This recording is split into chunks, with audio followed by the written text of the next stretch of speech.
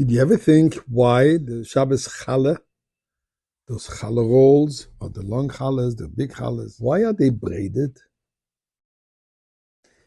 You know what? I had this most interesting education this past week in prison. And I'll share it with you soon because I found it very interesting.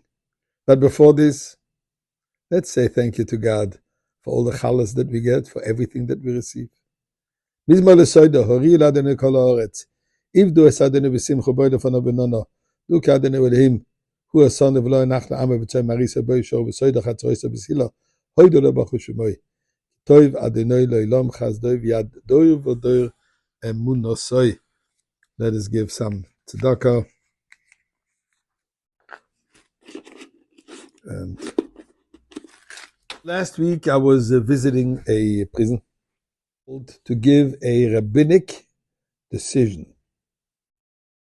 One of the prisoners made a complaint, brought it to the human rights, infringing on his religious rights, that it has happened more than once that for Shabbos, where they're supposed to give him 2 little challah rolls, it has happened that occasionally he would receive 2 buns, 2 complete rolls, but they were not challah braided rolls.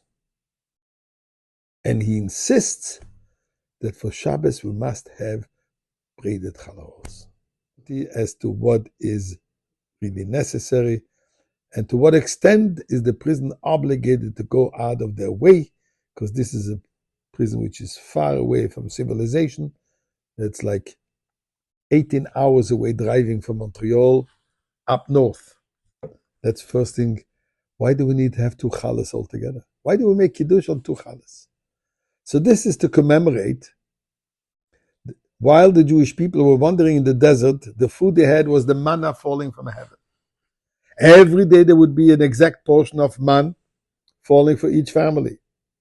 They were told not to leave over a crumb even for the next day. And if you did, it was spoiled. You could not eat it.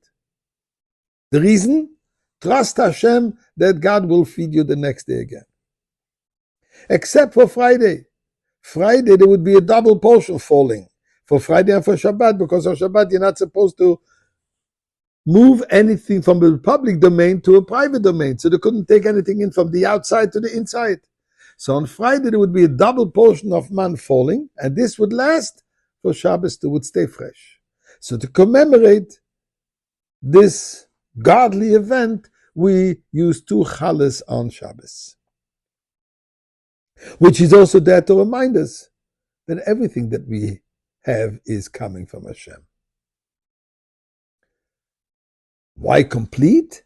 Because whenever we make a blessing, it should be something which is whole. In fact, if you're going to eat the fruit and you're going to make the proper blessing, do it before you cut it, and only after that you cut it.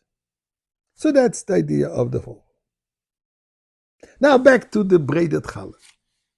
I was trying to look up. It seems like this is a medieval Ashkenazic German custom. There was these festive breads that they used to make over there, and this became the traditional challah.